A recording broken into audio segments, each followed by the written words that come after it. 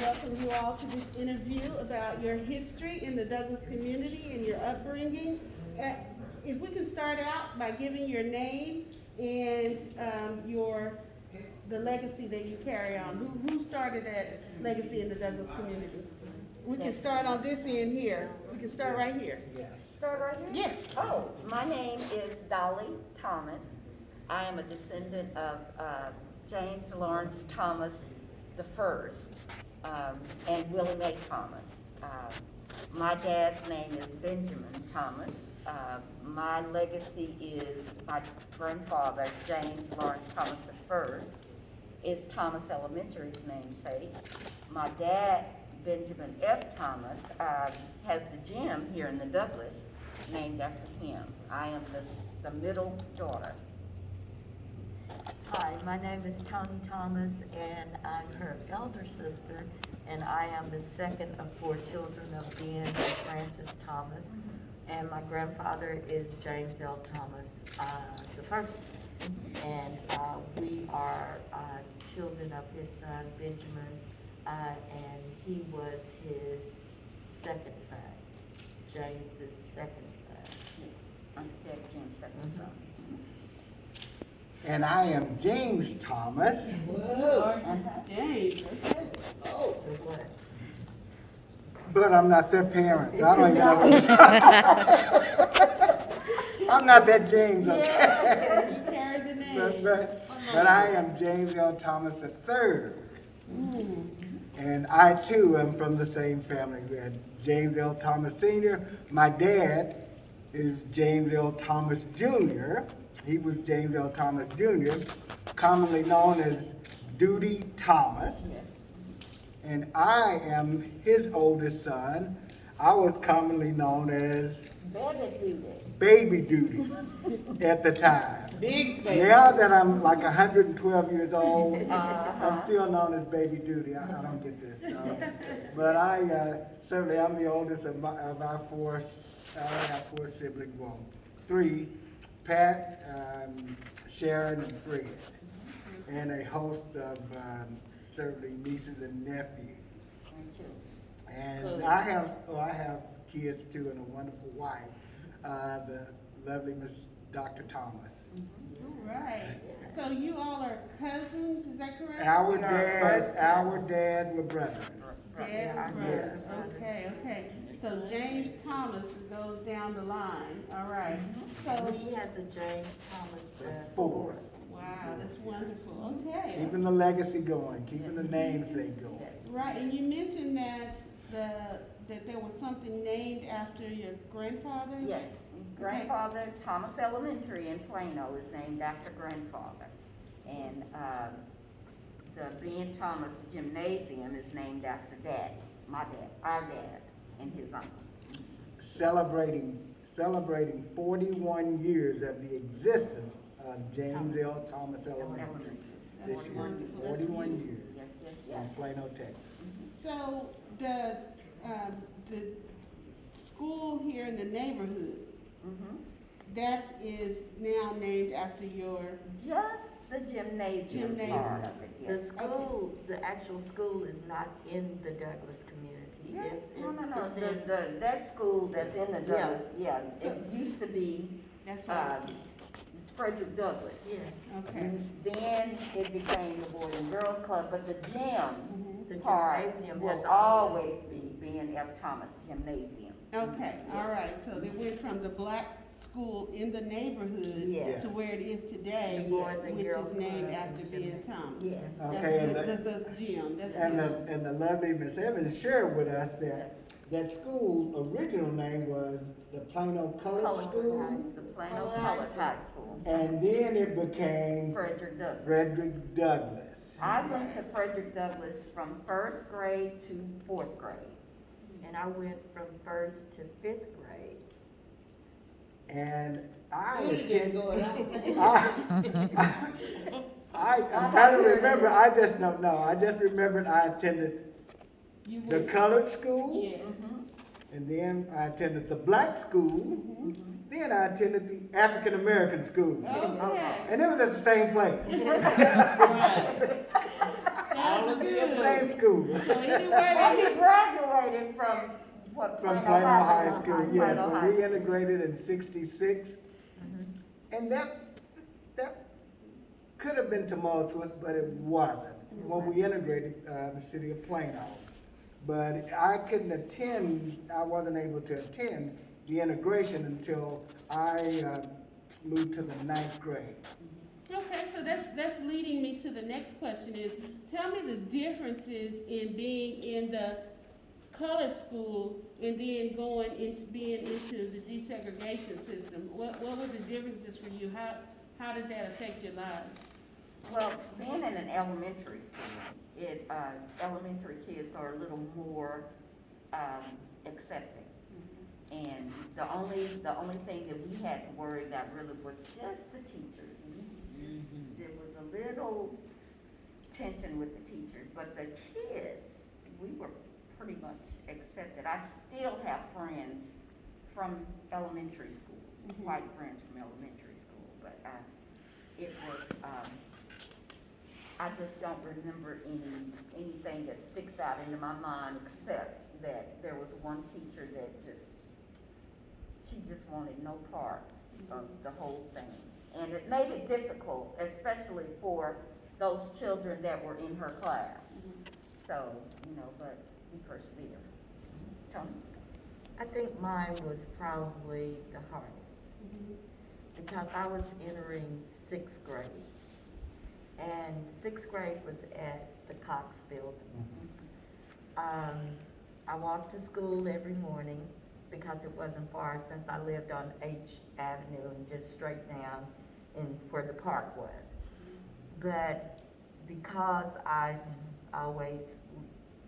had requested an art class, most of the other black students that were integrated in, there were at least 1 or 2 or 3 people in the class with them so they could feel kind of okay. Because I requested art, all my classes, I was the only black in the class. And that included PE and lunch hour. Yeah, my lunch was like that too. And I wasn't a very outgoing person, and I was kind of teeny tiny.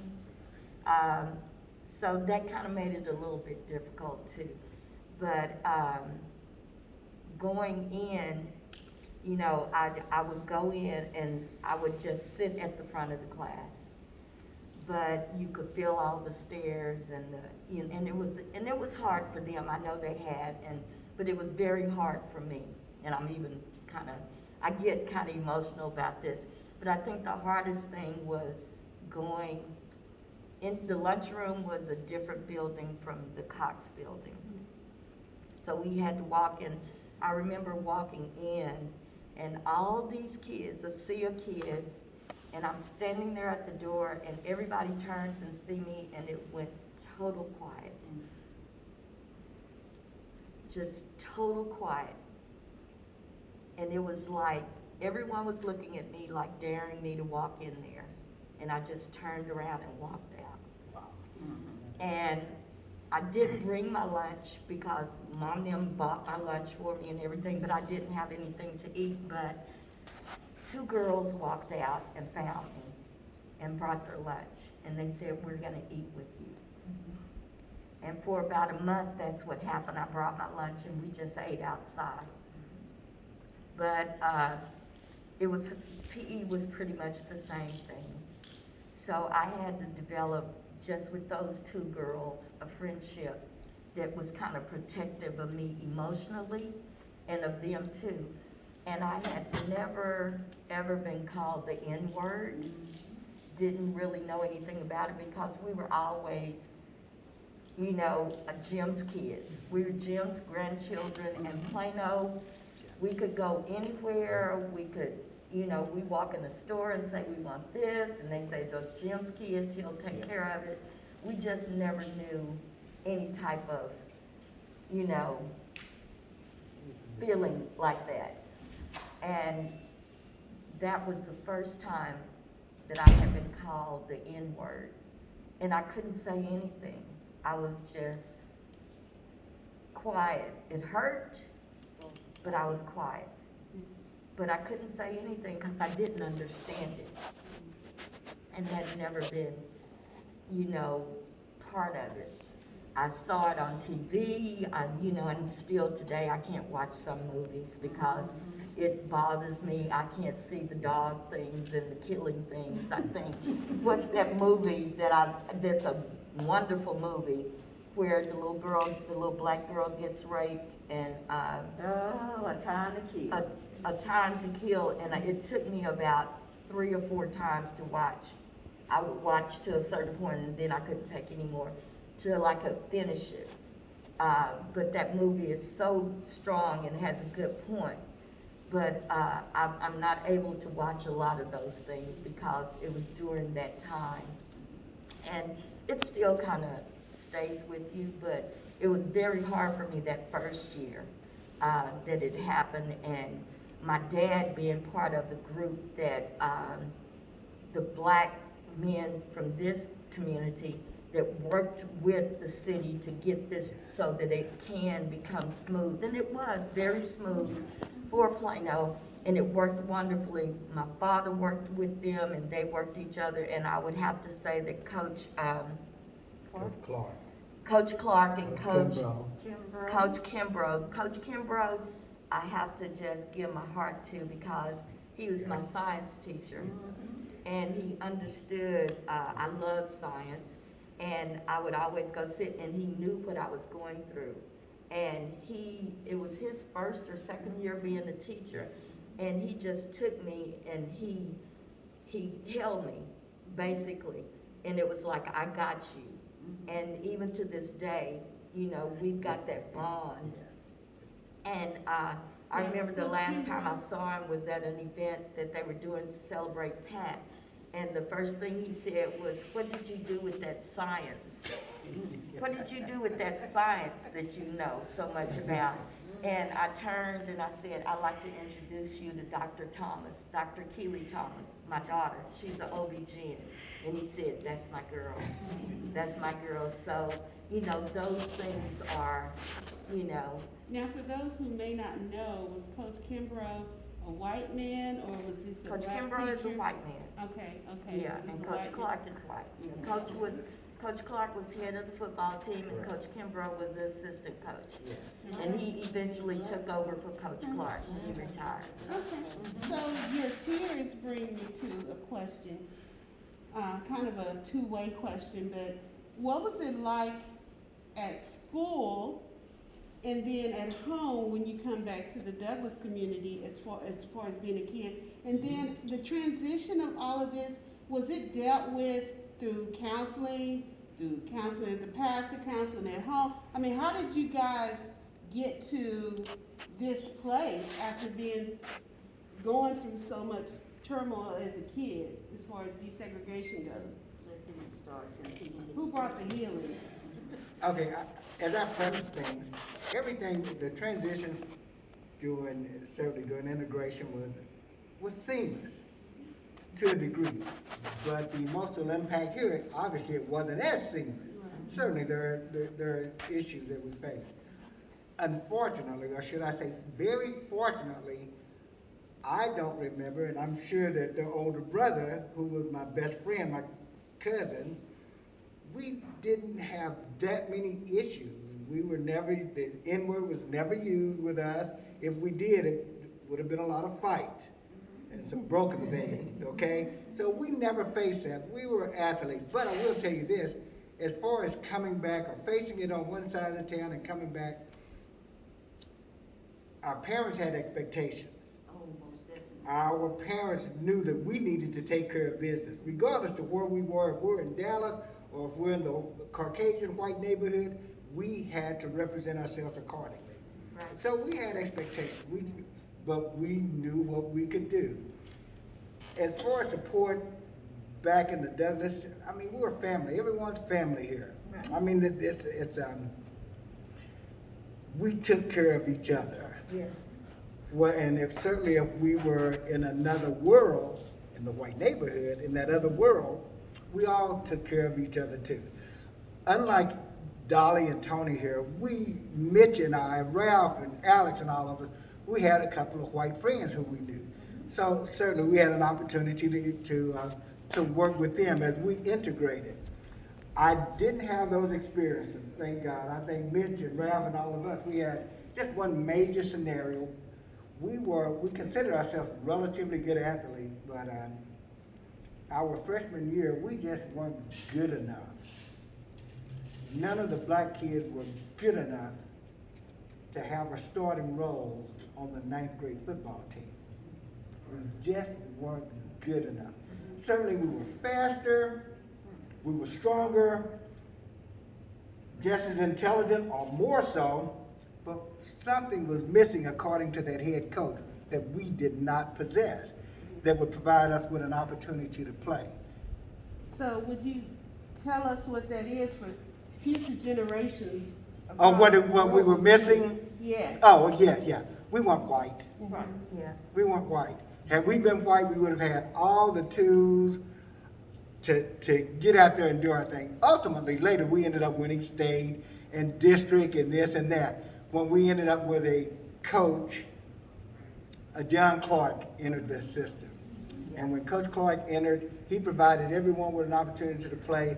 And what we failed to get, even in the Douglas neighborhood, I don't even know if the concept even came to them, what kind of pressure this white man, as a head coach for Plano High School, had on him from the white neighbors to play only white kids. Just like that movie, just exactly like that movie, Remember the Titans. Play my kid, he's white. Well, John Clark wanted to play the kids who did well, and he wanted to win. So he ended up taking a chance, and he bet on winning. So he played us. So, before, I want to get back to family, and then I'm gonna jump back there because I want to know more about the football and the state championships you're talking about. But, just to kind of transition back to family, and then we'll go from there. Tell me, in your homes, were there any special traditions that were passed down? Or how did you celebrate holidays? We celebrated together, you know, our dads, all the siblings, and there were 11. So And one more time to articulate that, There okay? were- In those days, 11 siblings. There was 11 siblings in my grandfather's household, or children with my grandfather and my grandmother. And I think they were married before, and they each brought 2 into it. So, but that was seamless because we didn't even know until after we were adults that these were half siblings. We celebrated all the holidays together. Yes. We spent the summers at my grandmother's house. I don't know if people can realize, you know, all the children of all these siblings at one house, and my grandmother feeding all of us at lunch. Let me just tell you about that. Well, this is one thing I remember about being down there in the summer. The lunch was always the same.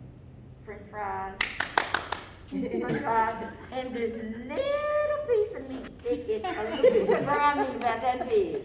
Mom Willie, my grandmother, she would fry it. Daddy Jim would come from uptown with this big 10-pound, 20-pound sack of potatoes on his head every day, peel, fry them potato chips up, and the brown paper bags would be out on the porch, and everybody in Kinfolk Alley and just anybody who needed food would come and eat.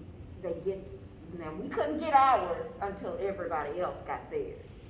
And they would come and just pick up their little brown bag, and that may have been the only piece of meat some of those kids would have. But I remember that to this day. I remember that. That's a good summer memory for me. And as I mentioned earlier, the city of Plano, the citizens of Plano, decided to name a school after the grandfather, Daddy Jim. And it was because he was a humanitarian, because he gave. A poor collector. Yeah, he gave, but this is the gist of it, we all remember that. And they felt that it was imperative that they name a school after this man for the impact that he played. But I remember those lunches. I don't remember them because they were so low, they weren't that important. Plus they were girls too. So they never really played an impact in life. potatoes with Mom Willie. But we all ate the Yeah, potatoes, I and remember those fries were Yeah, we wonderful. grew up as a family. Our summer was together. Our best friends were our cousins. Cousins. And it's still like that too. And Yeah. then, and a multitude of kids. Oh my Yeah. God. Because with 11 siblings, and each one of those had like 3 4 or to 4 5. kids, 4 or 5 kids. It was like an army of kids. And down we there would meet eating. all together for Thanksgiving at their house, you Yes. know, it was always there until, you know, that was no more, but, now we have to rent out the church to do The that church for to do that. Thanksgiving, cause we're so big. But yeah, those things, those holidays and spending time together, there was always football on Thanksgiving, the Yes. boys, and always the porch picture, Yeah. which we have those that we took pictures on the big front porch and everybody's out there. We just grew up, you know, with a strong family connection. And it's like you asked, you know, what helped through those things That was- is going home to a mother and father who understood that. And basically, you know, they didn't want me to go through it, but mentally and emotionally, those parents hold you up and show you how to make it through. And that's what we had. We had strong family, and we had faith-filled family. Yes. And we prayed a lot. Now, my parents did go up to the school and ask them to change a few of my classes so that I could be in there with some people that looked like me. And they did, because my parents were parents that did not that were not involved in the schooling of their children. And all of our parents were like that, you know, that they were involved, even with the boys who were athletic, our brother, anybody. They were parents that would go up there and, this is my child, I put them in your hands to teach, but I expect them to have the same as this boy and this boy, or this girl and this girl. So mentally, we were strengthened by our parents and our faith. And generally, everyone would conform to what we needed because we were Jim Thomas's kids. Yeah. Yeah, we were part of those Thomas folks, so And they, my daddy too told me, and I'll never forget it, and at the time, I didn't know what he was talking about, but I held on to it. Never let someone else define you. Yes. You define yourself. And when we integrated, that's what he said down there, and I can remember that, him looking in my face and telling me that. And I said, okay, but I didn't know what he was talking about. And I think Now that's I why do. they made me go in and Yeah. have to do it, you Now know. I know. And I had to do it to become stronger, you know, yeah. Now, Toni, you kind of mentioned about faith. So what part did religion play in your family? Was it a part of your upbringing? Faith, faith in God, faith in Jesus Christ, our Lord and Savior. I think that's one of the strongest things that I can remember praying from very young, you know, ages, listening to prayers. You know, we were in church all the time. It wasn't a big deal. We just go to church. all the What time. church did you And we attend? enjoyed it too. And it wasn't a burden. Yeah, it wasn't wasn't a a burden. we We enjoyed loved it. it. We loved it. We loved enjoyed it, and we grew up with it, you know, Did you go to one of the churches in the neighborhood or? Shiloh. Shiloh. We went to This Shiloh church. before it was even this building. It was a little white wood building. And Right then there, this right building, there. yeah, and there was a baptismal pool up there. With Reverend Harper. With Yeah, Reverend Harper. and actually, I got baptized, we joined, me, Dolly, and Sharon, his sister, we joined together, we got baptized together. You know, our younger sister, of course, was, you know, she's a lot younger than we are, so she was in a whole different area. But, no, this was home, this was church, and this is where we grew up, and that church is part of who we are, and where we came from. I can remember, Daddy, Uncle Judy, Daddy AJ, Uncle Rock, not Uncle Rock, but, Uncle Buster. Mhm. this big old table, everybody got their Bible out. Yep. And what was in the center of all of that? All the Jack Daniels. Alcohol. But the discussion was the Word of God. Was that on Friday nights or Saturday nights? Friday and Saturday. Friday and Saturday Yeah, night. yeah. Everybody got out, and not us, we were kids, but everyone had their Bibles and their alcohol in the middle of the table. And smoking arguing- them cigarettes. And smoking cigarettes and talking about the Bible, the Word. But you have to have your Bible and your alcohol. That's right, that's right, that's right. So Yeah, and all of our parents sang in the choir. sang in the choir. All of our They parents, were mom and deacons, dad, deacons yeah, or Toni deacons. and I, we were not Sunday school teacher, but we taught the little ones. Yeah, we taught the little ones, the sunbeamers. The We- sunbeamers. Yeah, so we grew up into the positions that we saw. And, we did, so faith in God is a big, it's where we are today. It's like I tell people, and this most of all, a lot of people have said, how did you make it, get Keely through medical school and all that? And I tell them, I said, you gotta buy lots of knee pads. Those knee pads, and they go, knee pads, why? I said, prayer. I said, there's some things I don't know how got done for her to go to medical school, go to college and medical school and all that, but prayer is what put you through. And I said, she went to Tulane, and even with being a Dean's Honor Scholar and all of that being paid for, that's still $20,000, a semester. How it happened, God, okay? And then UT Southwestern Medical School, how it happened, God, okay? Because books cost you a rent, it was rent, okay? So, it's just faith in God and knowing that He'll provide. And I think too, I know that is the reason that we were taught, don't let anybody find you, because our family believed that they know who God is, and He don't make no junk. So no matter what somebody told me, God made me, so I'm gonna let that define me. Absolutely, that is so wonderful, because it's good for future generations to know that from, slavery all the way up to now, the glue that has held the African American community together is faith. Yes, that's Yes. it's true. So that's really good. So let's get back to the school real quick. So Okay. desegregation, all of these challenges and seemingly seamless transitions, there had to be some firsts. Yes. The first to do this or the first to do that, because you were the first to go into the white schools. So do you remember any firsts, whether it was sports or debate team or whatever? I remember that our cousin, who's also a descendant of Jim Thomas, Alex Williams, is the first African-American quarterback And tennis. to win state in integrated football in the state of Texas. Alex. But he also made district in tennis and in baseball and basketball. Amazing. We had hoped to get him here today. Yeah. But what an amazing, he and I played college football together as well. But he was the first African-American quarterback to win state in an integrated football league in the state of Texas. So, And Larry McDavid was the first African American to be voted as a student council president. That's right. Yeah. And he was also a musician for First Baptist Church up there in Plano. Exactly. okay, so who was the first African-American cheerleader? That's Smith.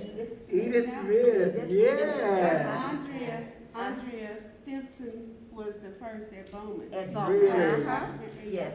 Yeah. And Peggy Williams. Peggy Williams, yeah. She was on Maggie. I'm thinking Maggie was on the drill team. On the first drill on team. the drill She team. was the first Maggie. Maggie. Maggie, yeah. Yeah, Johnson. Yeah, Maggie Johnson, was the yeah, first one. was the As first a matter on of the drill fact, team. she helped integrate the Kilgore Rangerettes. She did. Yes, She she left, when she Really? graduated, she went to Maggie did? Kilgore, Maggie and did. she became part of the Kilgore Kilgore Rangerettes. Rangerettes, yeah, yeah. Now, in your family with all of these football players, and I heard you mention college, did anybody go on to play professional or anything like that? Go ahead. Alex Williams went, but it was only for a short time. Didn't he get drafted the same, to Pittsburgh, the same year Terry Bradshaw? I think he did, yes, Alex, our cousin did. Uh-huh. But my little brother Pat ended up playing at A&M.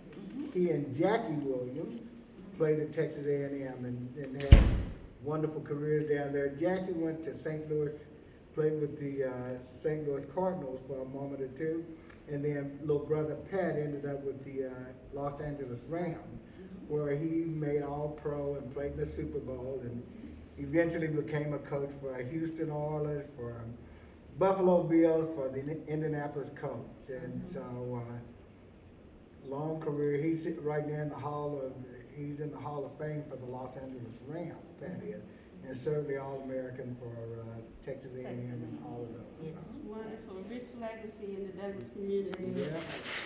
So, do you remember any natural disasters or anything political that made a very big impact on your life during your years of growing up? Anything significant or? I apologize. John Kennedy, When President Kennedy, as we shared Yeah. earlier, when Yeah. he was assassinated, I do remember, as I said, Yeah. no comments are needed, ladies. Yeah, okay. I think I was 4th or 5th grade. No, Yeah. he was John Kennedy's age. I was 4th or 5th grade, and when the news hit Douglas School, all the teachers went out crying and screaming, and kids, and I just remember that day, I think November that was 22nd, 1963, Mhm. and everyone was screaming and yelling, and when Kennedy was assassinated. So that's the other thing I remember is certainly during the Cuban Missile Crisis, Yeah. where we had to hide under our desks in the black neighborhood too at Douglas. During the when Kennedy was the president, but during that Cuban Missile Crisis, we were preparing them to be bombed in Cuba. So we all had to work on training, getting under the desk, just in case we were impacted by that. But other than that, no tornadoes, no hurricanes, nothing like that. No major political scenarios at all. Now, what was the atmosphere in, I believe it was 68 when Martin Luther King died? Do you guys remember that time? Same year. Pretty much, we were aware of it, and it was very upsetting, but as black people, Then we were sometimes afraid to even show that. show that because Martin Luther King was in some Considered circles a considered a terrorist. Yeah. you know. We had to discuss those things and talk about those things At at home. home, Uh-huh. behind Yeah. closed doors. I mean, we couldn't even have NAACP. Yeah. That was against the law, but somebody's daddy he was the president of the NAACP, and he said, I wish they would come after me. And that was James Thomas Jr. I that thought, said that. I thought my dad, and I know that the white citizens of Plano, because my dad attended several things, but he also was associated with various Black Panther movements too, and the NAACP, and certainly those are subversive groups Yes. in Lily White Plano. Mhm. So it wasn't, Dad was never the kind, you always knew what my dad, Uncle Ben was more political. He was knew- more diplomatic. Diplomatic, yes. Mhm. He knew exactly what to say to make things happen. My father, On the other hand, he was on the other hand. He could care less what people saw. He knew what he had to say, he knew what he had to do, Say it. and he wanted to be truthful to himself. Mhm. So he said and I had a couple of older, and they do it today. Duty Thomas, you always knew, you never had to guess how he felt about you, Right. because he'd always share. There were never any surprises. So, unfortunately, fortunately, I'm more like Uncle Ben, okay? I'm more diplomatic, Yeah. but my dad wasn't at all. So, And I think he, with Uncle B. And I think I'm and- more like Uncle Judy. Yeah, you are, but nobody likes That you. is- I'm more like, you know, these two are more like daddy, Yeah, but diplomatic, she but, is not. but no. She is And I have that firiness, yeah, Yes. you know. But those things tend to be woven in the thread of our lives, you Yes. know, and they create something. I remember, you know, getting so angry with my mother sometime because, you know, when the sun started going down, Mom would always shut the blinds and shut the drapes and it would just, why are you doing that, you know? And I would get so angry all the time because everything had to be shut and closed up. Was there a reason for that? Yes, I didn't find that out until I was older, okay? And that's why I say these things are woven into the pattern of our lives and we don't realize that. And my dad sat us down one day and he said, your mother does that because beautiful black girls and families with beautiful black girls had to protect them. Because once the white men knew that there was pretty girls around, they would come and take them. So before dark, they had to make sure they were in the houses and everything was shut up. So they wouldn't see in or come Night in riders. and, yeah, because the night riders would come through. And so she grew up being fearful that somebody would take her. And my mother was a very beautiful woman. And she, you know, she went through a lot as a child, but these things are woven into us and even, you know, you think that they grow out of it once things, but no, these are part of our history and part of our lives. So those things, you know, the fieriness, the diplomacy, you know, those things come from something. My grandfather was very diplomatic, Yes, he was. quiet. I can really, to be honest with you, I think I heard my grandfather say maybe 6 words in my whole life. But when he But when spoke, he spoke, Yeah. he spoke. but everybody would be totally, But he wasn't totally gonna waste, still. he wasn't gonna waste any time No, just talking talking, about yeah, that anything. wasn't him. He only spoke when he needed to. Now, my grandmother, on the other hand, that fire. Yeah. But speaking of what Tony said, when we were kids, I always remember Mom Willie would tell us, y'all come on, Yeah. before dark, the Ku Klux is out there. We had no No idea what the Ku Klux was. was. We thought it was this Big monster.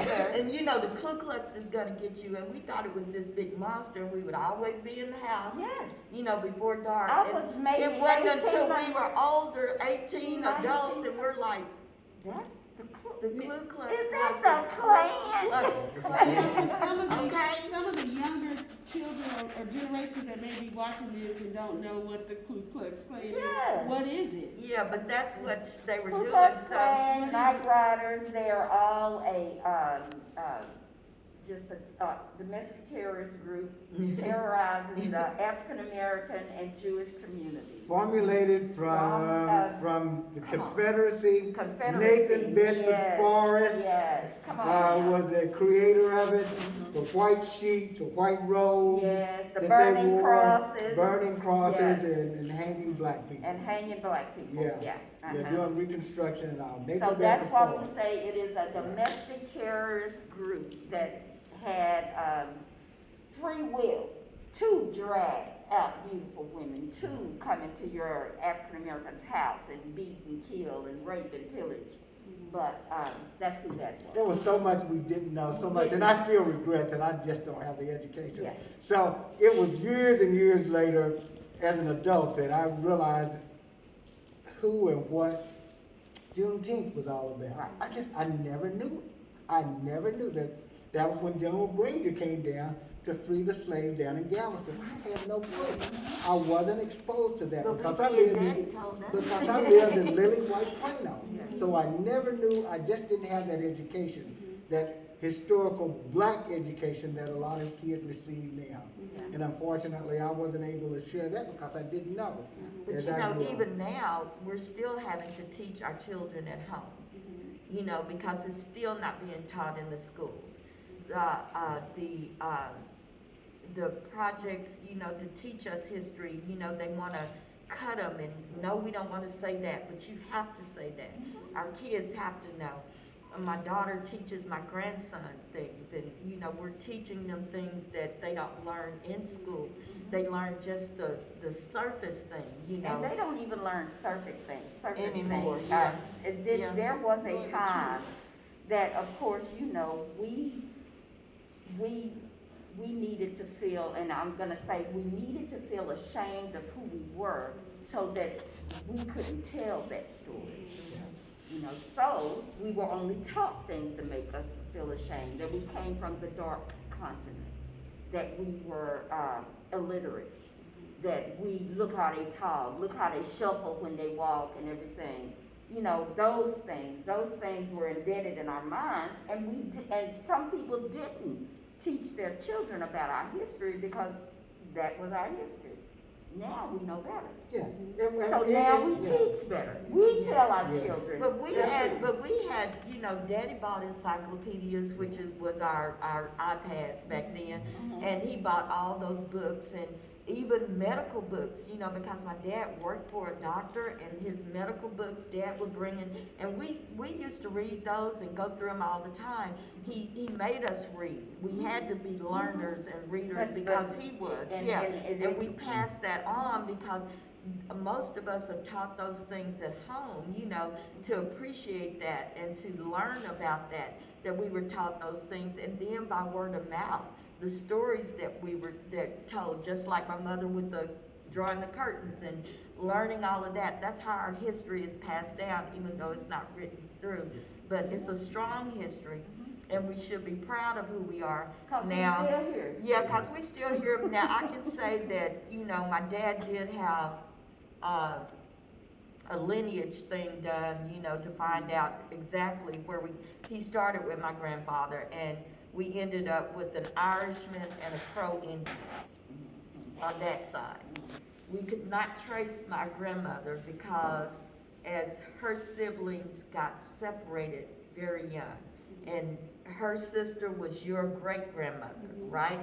And they got separated very young, so because of that, they could not trace her family history at all.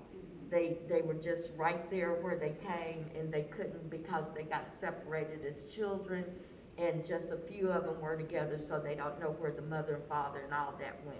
So, you know, we were in Ireland, and America as a Crow Indian, and Ireland is Irish. That's where our grandfather came. So, you know, our history is rich. Our history is full. We're not ashamed of it. We don't teach our children to be ashamed of being who we are, you know, because we're a proud history, but most of all, the blood of Jesus Christ runs in our veins. And that's one thing that makes us stand taller. Hey, one thing, one caveat that I'd like to add is, as we talk about education, we talk about our what we knew and what we've come to learn. As we look at our history as far as not being scripted, as we look at Black heritage as far as not being scripted, and certainly in historical books, today we certainly realize those people who legislate what books we receive, we know that there are biases, not even implicit biases, just blatant bias in the creation of those books, and what's put in there, and the content they're in. Even my kids, my adult kids, were dead. Can you believe what they eliminated this entire part of history? Yeah, but we weren't relevant to the people who created that book. So we realize that there's bias now. We realize that there's implicit bias, and we're able to share that with our kids and with our grandkids and with colleagues and all. But at that time, we were limited to what we knew, and that's just why. And it's because of our parents that we learned more and what that they was did, just.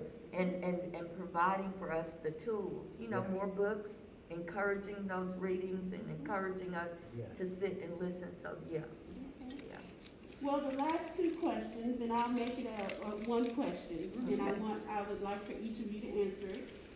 What, with such a rich history and a legacy that clearly you guys are continuing, what are you personally doing now in your community that's sowing into the community, and what would you like to see for the future of the Douglas community?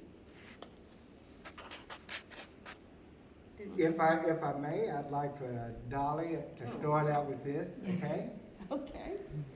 Well, we are always involved in the Douglas community, although we do not live in Douglas proper. We are the Douglas community. Douglas Visions, of course, is our #1 charity. We started working in the community as what was the first one that we had?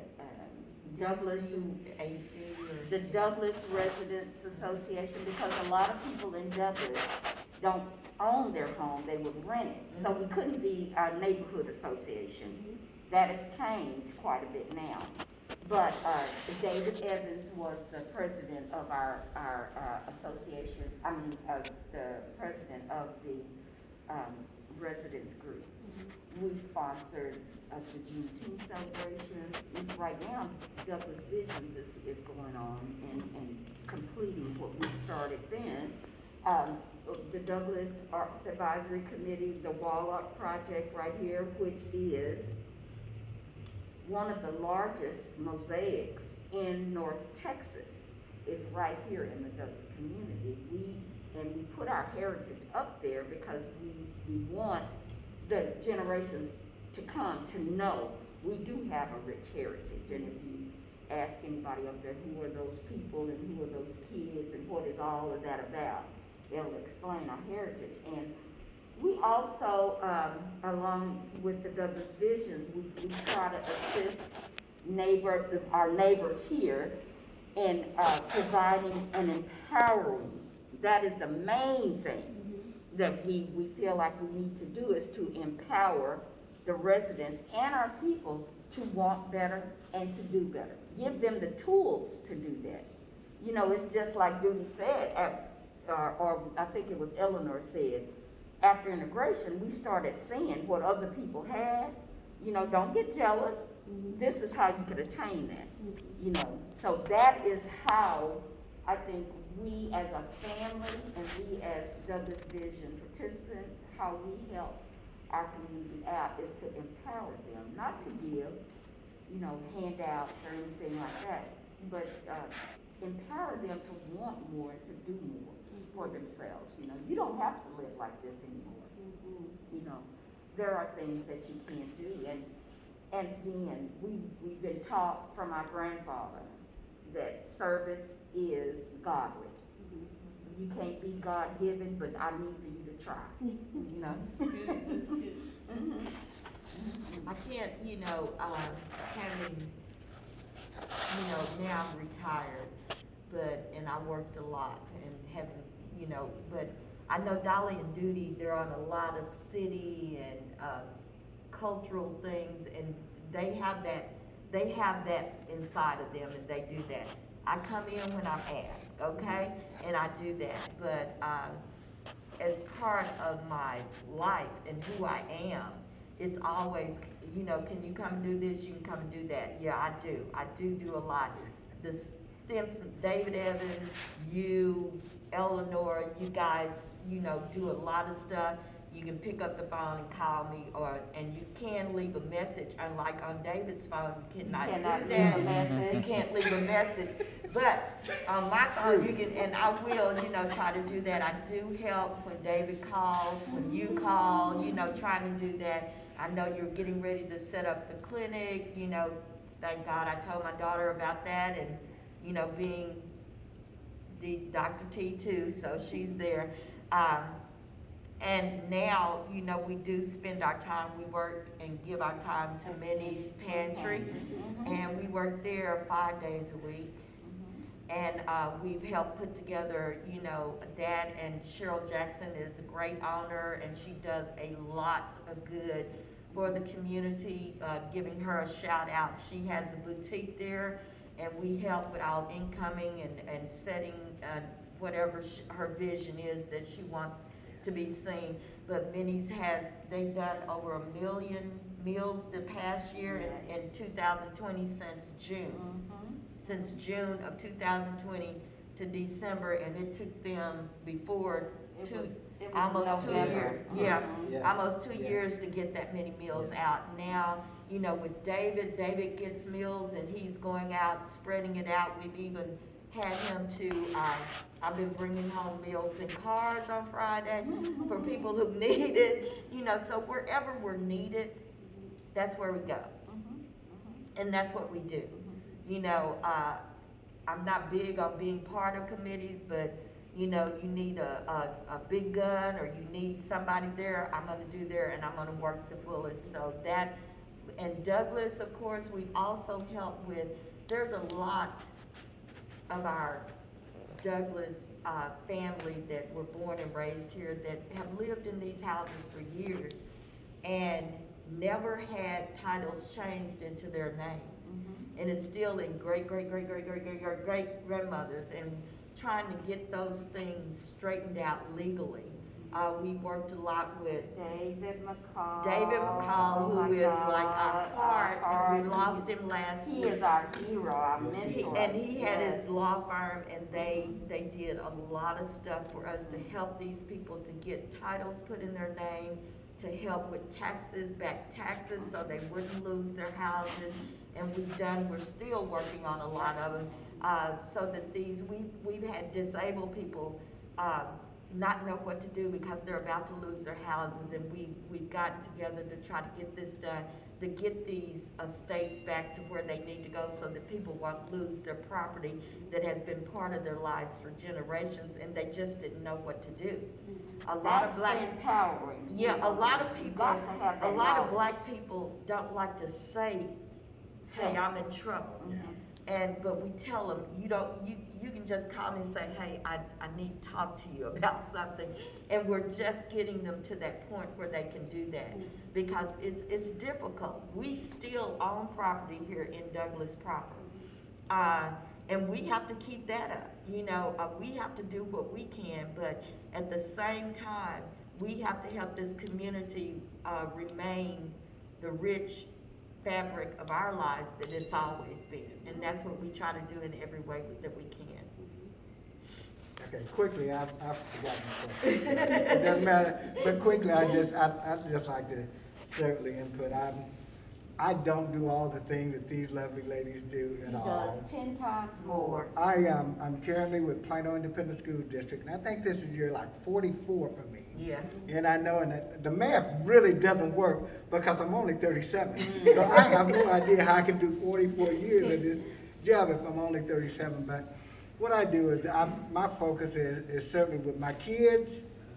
I just make sure, and I think it was Dolly who alluded to it, may have been Elmer too, that how imperative it is for our family to give back, because so much has been given to us, because we've had the opportunity to be a part of this community, to have a school named after a black man in 1979, the first black school. It's bigger than yours truly. So I've been blessed, and I thank Roy Lamb for making a way and creating a pathway for me to do some of the things that he did. So fortunately, I've been able to have a position with Plano Independent School District where I can help families. So the gist of everything I do is assisting families. On the way over here this morning, I was telling my lovely wife how and I didn't want to tell her that I'm a board of trustees for another nonprofit organization called Trusted World. And Trusted World is the one that provides, not just nationally, but internationally, provide clothing and food. They've done so much for the city of Plano and my ISD folks that I felt that it was imperative that I be a part of that. They called me and they wanted me. But the gist of what I want to do is I just want to, and I want my boys to know how important it is to see what the grandkids of Jim and Willie Mae Thomas created. We've got to give back. So anytime we have and Sean will tell you, anytime we have our Thanksgiving holiday, we have it at the church. We have our Memorial Day picnic, we have it here. I want our boys to see their family, because coming from an integrated family as I have, they need to know who their family members are. They need to know to give back with these folks. They need to know with whom their lives are really connected. because they don't always look like this. Right. So it's imperative that they know their family members. So the gist of what I try to do is just make sure they know. And we were talking about Dolly, and Toni was talking about Minnie's, and my little brother Pat, the former football player, came up this summer so he could meet Cheryl Jackson Yeah. That's right. and pass out food Right. with me because that's what I did the entire summer during the pandemic. My the Trevor, the tall skinny kid of mine, he came to 2 different occasions so he could come pass out food. Yeah. It's important that we always give back. So I'm just- that's what we try to do. Yeah, and I'd just like to say that, you know, we as a Thomas, Stimson, Evans, Yeah. we're all family. You know, my grandmother did something that we have to make sure that who we are, you can see clearly. You know, and if there's any spot, we can make sure that, you know, because we can't present ourselves to other people knowing that we have some problems. But my grandmother, you know, and that I always come back to her because she was strong. Our mothers were strong women, you know, because they had to be because they were married to these Thomas men and strong. But my grandmother, you know, her walls and her baseboards and with all these kids running through your house, okay, that lady had the cleanest house, okay? It was, I mean, bathroom was spotless, and you got 25 kids, and half of them aren't She even used to yours. whoop out my hand Yeah, all the running time. through there. Oh, you But could I beat mean, them up. baseboards had to be white, walls had to be white because, and we was like, why? And she was like, because I need to make sure I can see every dirt and spot so that I can get it clean. And I guess that's what we're still trying to do, make sure we can see what we need to, where we need to help. And that's what we try to follow through with. And my mom was like that, you know, because she, you know, my grandmother was just like a mother to her.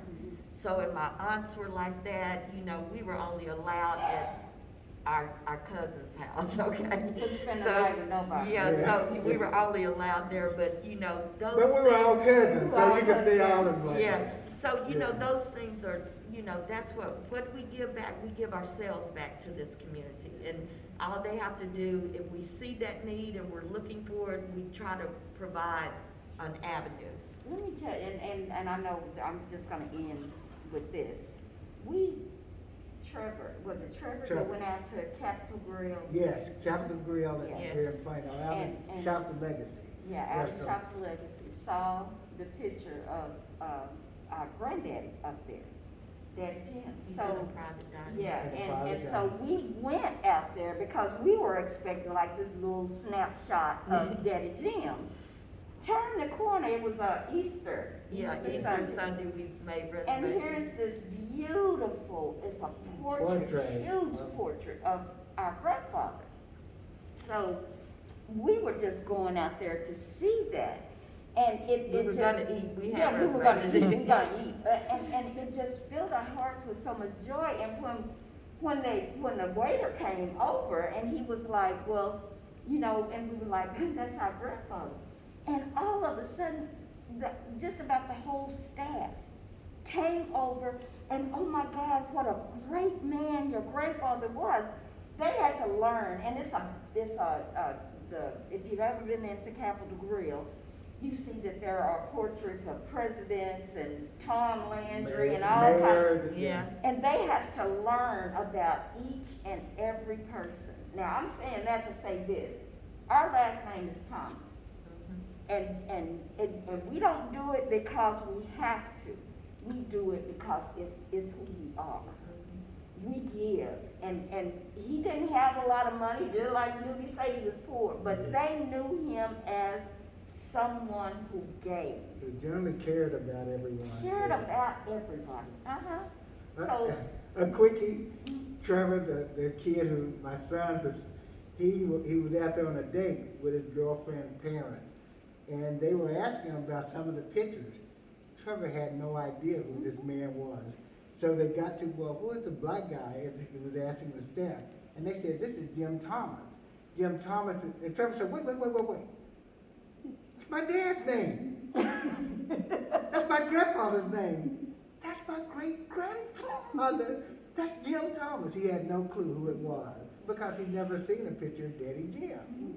But an exclusive private dining area, and how wonderful it is to walk out there and to be treated as such by that staff, for them to have knowledge of who this But then gentleman they was. have knowledge Once of the again, truth. just so we won't get this twisted, Daddy Jim shined shoes.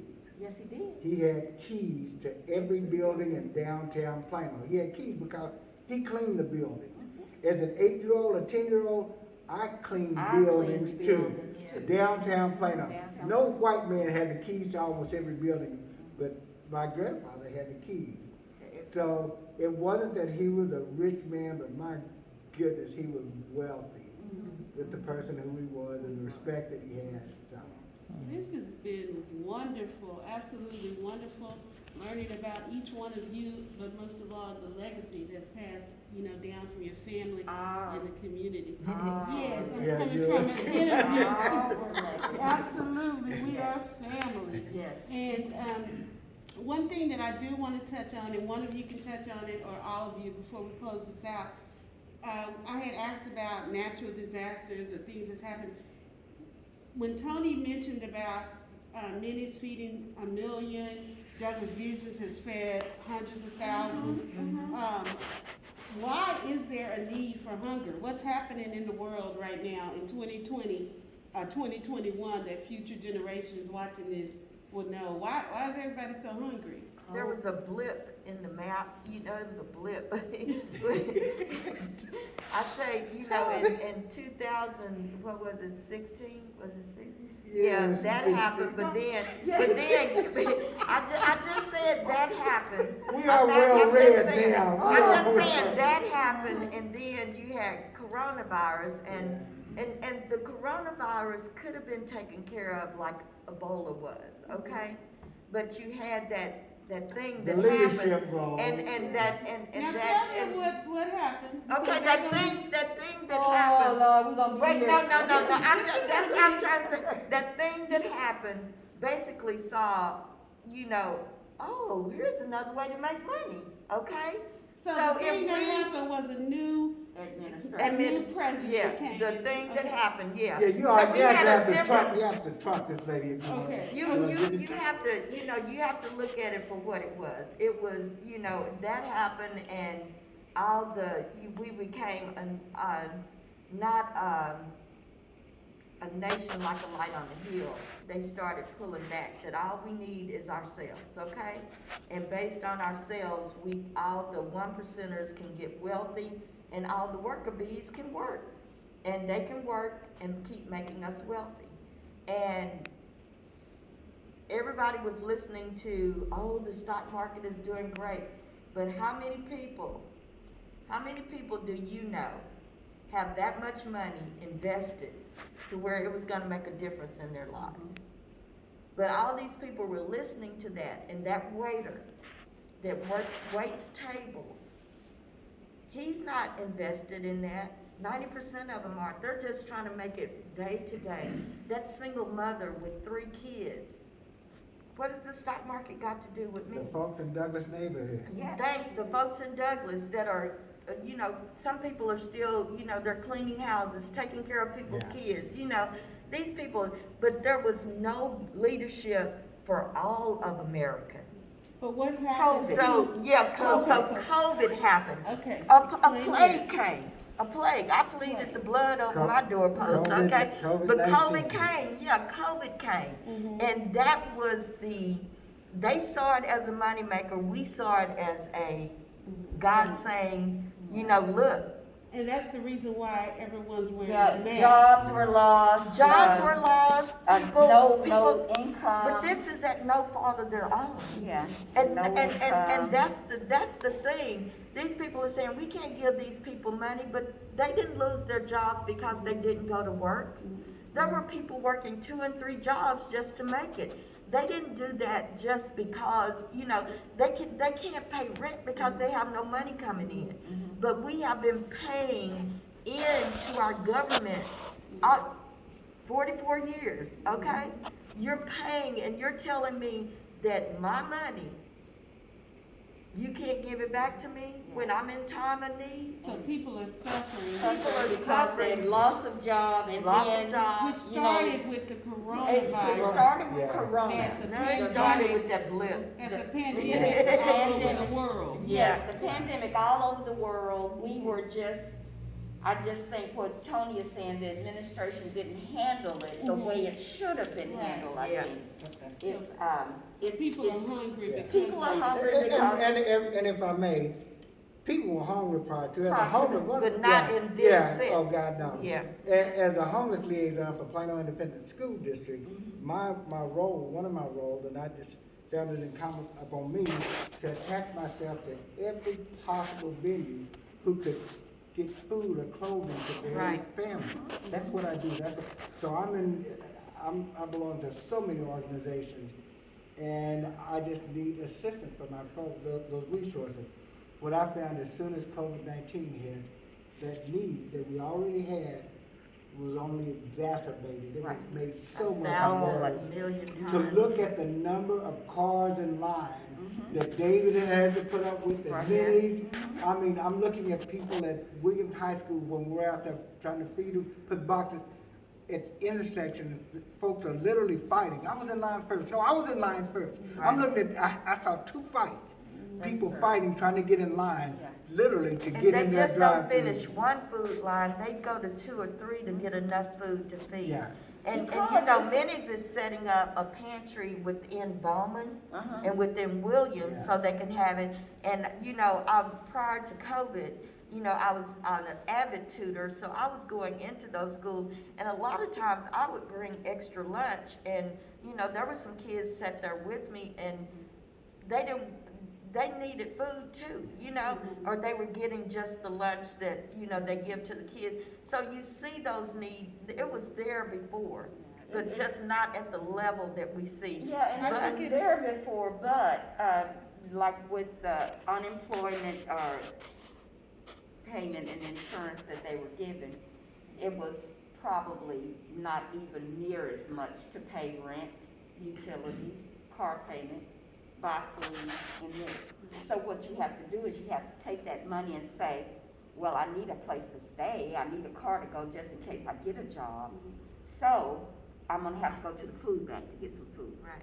So that's why It exasperated every problem yeah, that it was just already there, compounded yeah, and it compounded. yeah, Well, thank you. that's that disaster, natural or whatever it was, that hit, and now everyone has to be that neighbor to That's help right. one another That's out. That's good. Thank you so much for sharing that, because I know there will be generations down the line that'll say, why are these people wearing masks in an interview? Right.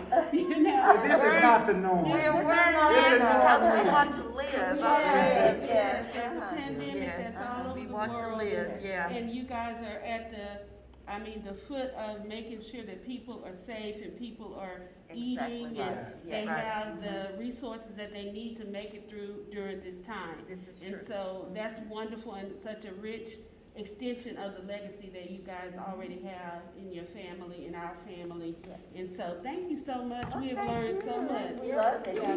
Thank you so much for inviting us. Yes. Okay. Elizabeth, any questions you want to ask? No. Dr. Rush?